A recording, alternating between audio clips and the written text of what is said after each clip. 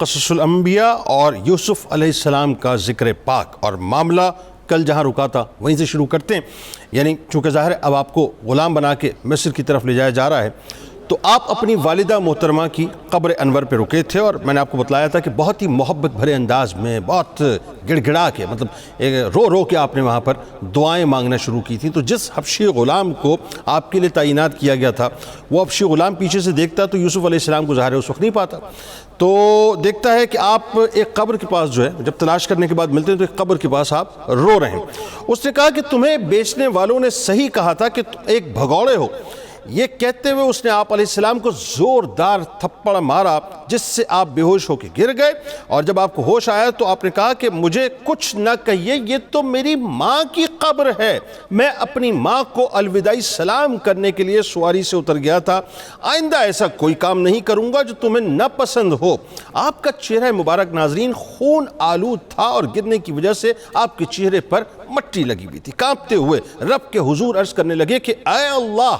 اگر کوئی میری خطا ہے جو مجھے میرے آبا ابراہیم، اسحاق اور یعقوب علیہ السلام کی حرمت کے وسیلے سے بس تو معاف کر دے، اگر کوئی بھی خطا ہے۔ آپ کی اس حالت کو دیکھ کر آسمان کے فرشتے بھی ناظرین پکار اٹھے اور اللہ کے حضور آپ کے لیے فریاد کرنے لگے کہ اللہ تعالیٰ نے فرمایا، اے میرے فرشتوں، یہ میرا نبی ہے اور میرے انبیاء کا بیٹا ہے جو مجھ سے فریاد کر رہا ہے اور مجھی سے امداد کا طالب ہے، میں ہی اس کا فریاد رس ہوں، سب فریاد کرنے والوں کی فریاد کو میں ہی سنتا ہوں۔ اللہ تعالیٰ نے جبرائیل علیہ السلام کو حکم دیا کہ جبرائیل جاؤ اور میرے بندے کی مدد کرو۔ حضرت جبرائیل علیہ السلام نے آ کر کہا کہ اے اللہ کے دوست، اللہ تبارک و تعالیٰ آپ کو سلام کہہ رہا ہے اور تمہیں یہ کہتا ہے کہ رونے سے رک جاؤ۔ تم نے 7 آسمانوں کے فرشتوں کو رلا دیا ہے، کیا تم یہ چاہتے ہو کہ زمین و آسمان ایک ہو جائے؟ آپ علیہ السلام نے فرمایا کہ نہیں، مجھے اللہ تعالیٰ نے اپنی صفت حلم عطا کی ہے اور وہ جلد بازی نہیں کرتا، تو میں بھی جلد بازی سے کام نہیں لینا چاہتا۔ حضرت جبرائیل علیہ السلام نے ناظرین اپنا پر زمین پر مارا، زمین سے سرخ رنگ کی ہوا چلنے لگی، سورج کی روشنی ختم ہو گئی، سرخ آندھی تاریکی میں چھا گئی اور قافلے والے ایک دوسرے کو نہیں دیکھ سکتے تھے۔ تاجر نے کہا کہ اے قافلے والوں، اپنی سواریوں سے اتر کر اپنے آپ کو ہلاکت سے بچاؤ، مجھے اس راستے سے گزرتے ہوئے کئی سال ہو گئے، میں نے آج کے دن کی طرح کوئی دن نہیں دیکھا، سب اپنے اپنے گناہوں کی معافی مانگو، آج کی مصیبت یقیناً ہمارے کسی گناہ کا نتیجہ ہے۔ اس وقت سیدنا یوسف علیہ السلام کے محافظ حبشی غلام نے بتایا کہ میں نے حضرت یوسف علیہ السلام کو مارا تھا، جب مارا تو اس نے اپنا سر آسمانوں کی طرف بلند کیا اور اپنے ہونٹوں کو بھی حرکت دی تھی۔ تاجر نے کہا تمہاری بربادی ہو، تم نے بھی ہمیں اس ہلاکت میں ڈال دیا ہے، یعنی اس پریشانی کے اندر ڈال دیا ہے۔ تاجر آپ علیہ السلام کے پاس آیا اور کہنے لگا کہ اے لڑکے، ہم نے تمہیں مار کر تم پر ظلم کیا ہے، اے نوجوان، تم بدلہ لینا چاہتے ہو تو لے لو، ہم حاضر ہیں۔ آپ علیہ السلام نے فرمایا ہم ظالموں سے بدلہ نہیں لیا کرتے، میں تو اس گھرانے سے تعلق رکھتا ہوں جو ظلم کرنے والوں کو معاف کر دیتے ہیں، ان کے لیے مغفرت کی دعا کرتے ہیں، میں تمہیں معاف کر رہا ہوں، اللہ بھی تمہیں معاف کرے۔ ذرا تصور کیجئے یوسف علیہ السلام کو اللہ تبارک و تعالیٰ نے کیا حلیم الطبع بنایا تھا۔ آپ علیہ السلام کے ناظرین معاف کرنے کے ساتھ ہی تاریکی مکمل طور پر ختم ہو گئی، آندھی رک گئی، سورج روشن ہو گیا، مشرق و مغرب تک روشنی پھیل گئی۔ اس طرح قافلہ مصر کی جانب چل پڑا۔ حضرت یوسف علیہ السلام کو ناظرین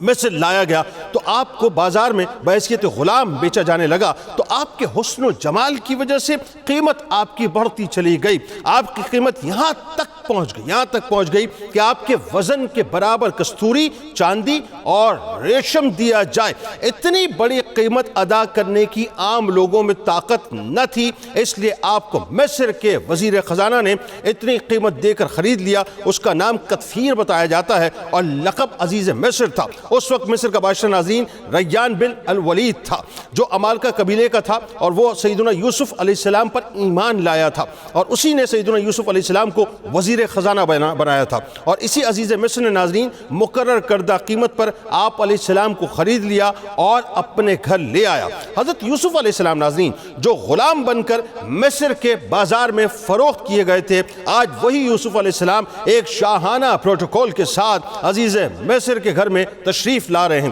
عزیز مصر نے سیدنا یوسف علیہ السلام کی روشن جبین سے یہ سب کچھ دیکھ کر اندازہ لگا لیا تھا کہ یہ کوئی عام بچہ نہیں ہے، اس کی پیشانی کسی بڑے انسان کی غمازی کرتی ہے۔ اسی لیے عزیز مصر نے اپنی بیوی زلیخا سے کہا کہ یوسف کو عزت سے رکھو، ان کی قیام گاہ عمدہ اور نفیس ہو، لباس اور خوراک بھی اعلی قسم کے ہوں، شاید ان سے ہمیں نفع پہنچے کہ یہ سلطنت اور حکومت کے کاموں کو سر انجام دینے والے ہوں، ہمارے کام آئیں کیونکہ رشد کے آثار ان کے چہرے سے ظاہر ہیں، یا پھر ہم انہیں اپنا بیٹا بنا لیں۔ یہ بات کتفیر نے اس لیے کہی ناظرین کہ ان کے یہاں کوئی اولاد نہ تھی۔ حضرت یوسف علیہ السلام ناظرین چونکہ انتہائی حسین و جمیل نوجوان تھے، جب زلیخا نے آپ علیہ السلام کے حسن و جمال کو دیکھا تو اس نے آپ علیہ السلام کے بارے میں لالچ سے کام لیا۔ اس نے اپنے شوہر کی عدم موجودگی میں گھر کے دروازے بند کر دیے اور حضرت یوسف علیہ السلام کو پکڑنے کی کوشش کی، تو حضرت یوسف علیہ السلام نے اپنے آپ کو بچانے کے لیے بھاگنے کی کوشش کی، اور دروازے تو بند تھے،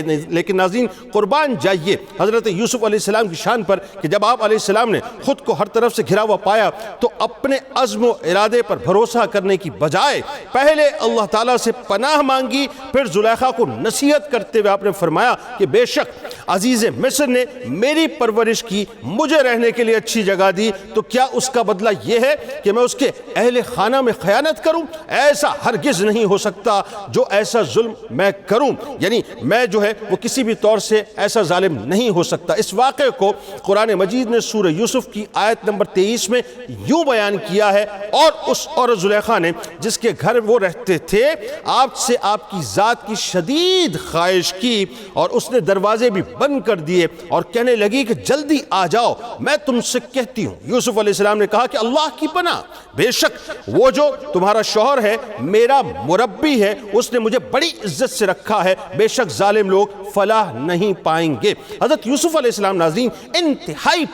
انتہائی پاک دامن تھے، اور آپ کی پاک دامنی کو قرآن پاک نے سورہ یوسف کی آیت نمبر 24 میں یوں بیان کیا ہے کہ یوسف علیہ السلام نے انکار کر دیا، اور بے شک زلیخا نے تو ان کا ارادہ کر ہی لیا تھا، شاید وہ بھی اس کا قصد کر لیتے اگر انہوں نے اپنے رب کی روشن دلیل کو نہ دیکھا ہوتا۔ اس طرح اس لیے کہا گیا کہ ہم ان سے تکلیف اور بے حیائی دونوں کو دور رکھیں، بے شک وہ ہمارے چنے ہوئے بندوں میں سے تھے۔ ناظرین کرام، اللہ تبارک و تعالیٰ نے انبیاء کرام علیہ السلام کے پاکیزہ نفوس کو بڑے اخلاق سے یقیناً مزین کیا اور برے اخلاق سے دور رکھا ہے، یعنی جو پراگندہ افعال ہیں ان سے ہمیشہ دور رکھا ہے۔ ایک روایت یہ بھی ہے کہ جس وقت زلیخا حضرت یوسف علیہ السلام کے در پہ ہوئی، اس وقت آپ علیہ السلام نے اپنے والد ماجد حضرت یعقوب علیہ السلام کو دیکھا کہ وہ انگشت مبارک سے یعنی دندان اقدس کے باقاعدہ اسے نیچے دبا کر اجتناب کرنے کا اشارہ فرما رہے ہیں۔ جب آپ علیہ السلام نے اپنے رب تعالیٰ کی برہان دیکھی تو دروازے کی طرف بھاگے، اور زلیخا ان کے پیچھے پیچھے ان کو پکڑنے کے لیے بھاگی۔ آخر کار زلیخا حضرت یوسف علیہ السلام تک پہنچی اور اس نے آپ علیہ السلام کا کرتا پیچھے سے پکڑ کر آپ کو کھینچا۔ اس کے بعد کیا ہوا ناظرین، یہ انشاءاللہ زندگی رہی تو اب کل آپ کو بتلاؤں گا۔